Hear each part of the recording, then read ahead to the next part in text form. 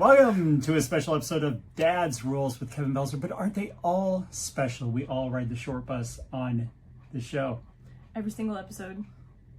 Every single episode. I don't know if it's going to work down there. Oh, all right. I don't even know if it's going to work or not. We do know that we do need new mics. It's fine. Yeah, it is what it is. We are in Arizona. We are up in the mountains, and we're under a tornado advisory. Not for exactly the mountains. We're not that far up. We're partway up to the mountains. We are 1,200 feet higher in altitude than Phoenix, Arizona. Yeah.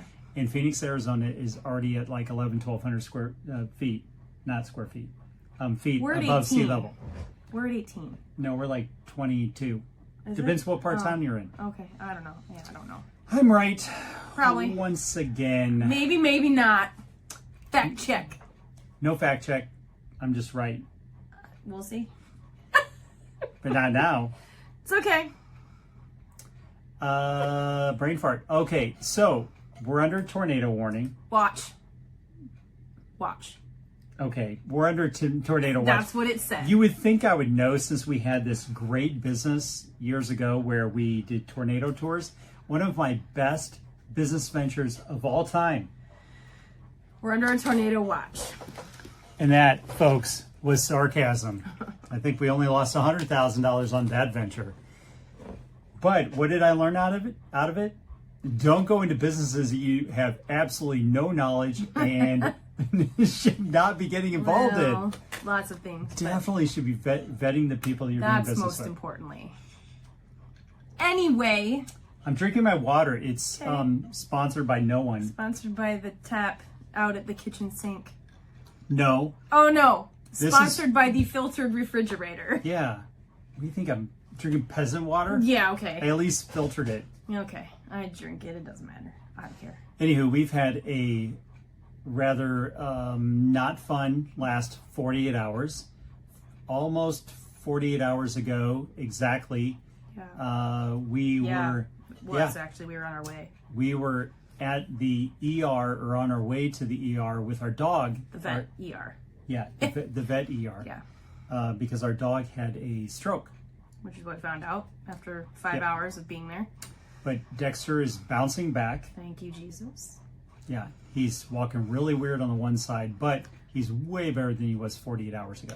Yeah, he's still having challenges, but he is able to get up around on his own, because even after that first 12 hours, I mean, the first morning, I had to be his legs. So we were using the harness and a sling that wraps around. I was kind of just walking him out, and then I took the sling out and I was like, okay, here goes. And that was like not fun. And then I had to go. That's so weird. Yeah, just keep talking. So then I had to go swing it back around him, except your shoulder is blocking the camera. Oh, is it? Oh, that's some good video there. It's fine. And so then I got him inside, and then he just kind of laid around. He's been kind of low key in between, so he doesn't move around. He still does his back and forth because he's kind of a restless dog, sort of. He only can lay in one spot for like a couple hours, and then he gets up and moves to another spot for a couple hours, and then back out. Unless he's really nervous or Kevin's been gone for the day. Then, like if he's seen Kevin that day and Kevin has to leave, then he can stay put for 4 or 5 hours. But that doesn't happen all the time.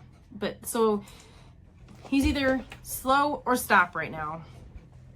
And that's fine. We'll take it. He's at least able to go outside on his own without massive help getting around, which is, I'll take it. And so the first 30 days are critical to consider what the prognosis is, because if they have a second stroke, it's bad if they have a second stroke. So we're hoping that he's on a blood thinner, so we're hoping that works and does its job and that everything goes fine. They said if he falls anything or grazes something, just to check him to make sure he doesn't have a wound that's bleeding, because he'll bleed a little more easy, obviously being on a blood thinner. So just things to watch for, and we're just feeling hopeful right now based on how far he's come. Yep. So not good times. No, but I'm just glad it wasn't worst case scenario, because you didn't think, but I also didn't think we were coming home with a dog. No, I seriously thought we were going works. to the vet and we were They were going to say that was it. Yeah. Because it was really 'Cause hard I'm to also see not him going to like let him that. suffer. No, it was really hard to see him like that because he just could not hold himself up. Kevin had to carry him out to the car because he couldn't even walk. It's horrible. So since we try not to be Debbie Downers on our show, it ended up that there's good news. He's back home. He's eating. He's doing all the dog things he's supposed to be doing. He can actually stand on his own now. Yes. He couldn't initially. No. But he can stand on his own now to go to the bathroom and all that fun stuff. Right. And he's sleeping and he's being himself again. Pretty close, yeah. He's pretty close to back to his normal self. Just that little limp he's got, but I'll take it. Yeah. So good times on that. Switching toxics. Almost made it. Oh, Topics. I will never make it. I will always stumble over my I words. should just time it. No, it's fine. Yeah, you could actually make it Like a game. like a Deadpool, but it has to do with me How long till you making faux stumble? pas of stumbling. It's fine. Yeah, I do know English. It is actually my first language. It's kind of like a redneck Chicago English, but That it may is. or may not be true. It is. Yeah. There's enough Chicago in there after working there for so long. Yeah. So switching topics, you told me this great story the No, other I day. didn't. No, you did. No, I did not. No. What I heard was a great story. So you were telling me about this blind friend of yours that went for a mountain bike ride with her husband. And you know what? You say all the time that it doesn't seem like I'm listening. And I was really, really into this story because I'm like, oh my gosh. I've heard of blind people running and swimming. Climbing Mount Everest. And and all kinds of stuff. But I'm like, biking? Do tell. And you told this story about how she fell when she was mountain biking. And I'm like, trying to catch herself. yeah, trying to catch herself. And I'm like, okay, well, she's blind. I mean, why is she riding a bike? This does not make sense. In my head, and I started asking you questions, and you were answering them like all weird, like. Yet I thought these were great questions. So I'm like, so were they tandem bike riding? And you're like, no, she was on her own bike, and I'm like, fascinating. This is so cool. Blind biker, not on a tandem bike. She's on her own bike, and I'm like, this is so freaking cool that she's, good power to her. Yeah. I'm like, huzzah. And then I started imagining, well, what does the bike look like? Does a bike have like this long stick on the front of it to where if she's going, it'll like hit things and or if it jams in the ground, it'll literally catapult her through the air. And I'm like thinking, well, of course she fell because the bike obviously jammed something with its jousting stick on the front of the bike. It jammed something and it went woo, boom. And that's what happened. And then you're like, she tore something. I'm like, of course she tore something. What the freak is a blind person doing riding a mountain bike? That makes literally no sense whatsoever. And as it would be, you are correct. He said, I don't even remember what he said. And I'm like, what? What? You have to admit, though, that I sounded like I was the most fascinated by any of your stories in years. I know. I was like, wow, he's really into my telling a story. This is so It was such an awesome story. Yes. And I'm like, and in my head, I'm like, blind bike rider? Do tell. Yeah. This is great. And it's like, I'm like, why is she skipping over the tandem bike? Okay, so they're not in a tandem bike. Where's the joust? There's got to be a jousting stick on the front of it so if she hits anything, But it's like, she's got a murder weapon on the front of her bike then with that jousting stick. She could literally be riding on that mountain, hit somebody, and knock them over a cliff. I'm like, this is not a good idea to have a blind person mountain biking. And now somebody's going to end up commenting and sending me like a YouTube link of somebody that actually did blind bike. I'm not saying they couldn't. Just there's training where they teach them, they can hear their surroundings, sort of like the echo location like bats do. But anyway, that's probably another deal. I don't have enough information on that. But anyway, I was like, what are you talking about? He's like, I don't even know what you said. And I was like, no. No, I repeated. I said, you're talking about a blind biker. And you're like, no, I didn't. I'm like, yeah, you did. You're telling me about a blind biker. This is like the greatest story in the 30 some years that I've known you. This is definitely like, here was one before, and now this is one. This is the greatest story of all time, is your blind biker story. And this was how this story went until I'm like, no. What is he's like, you said blind. I'm like, no, I did not. Then you turned it into this normal story where somebody's biking and they wrecked the bike. She was and trying to catch herself and wrecked her knee. Yeah, she probably tore her ACL. Don't have she tore her ACL and her MCL. Sprained it anyway. I don't know. She doesn't have results until So I let you know that she will not be able to play pro football for at least 9 to 12 months. At least. Well, because I know this. Yes. I don't think she plays football though, so I think that's how long okay. Carson Palmer was out. It was 9 to 12 months. That's the standard time that you're going to be out if you tear your ACL. So she cannot play pro football for at least 9 to 12 months. And that's only if she has good rehab people. Right. What if she has crappy rehab people? What if she has garbage insurance? It's like, I don't know. It's dollar store. I don't think she has garbage insurance. It's the dollar store item of insurance. And these are the colorful details that happen to stories with this one.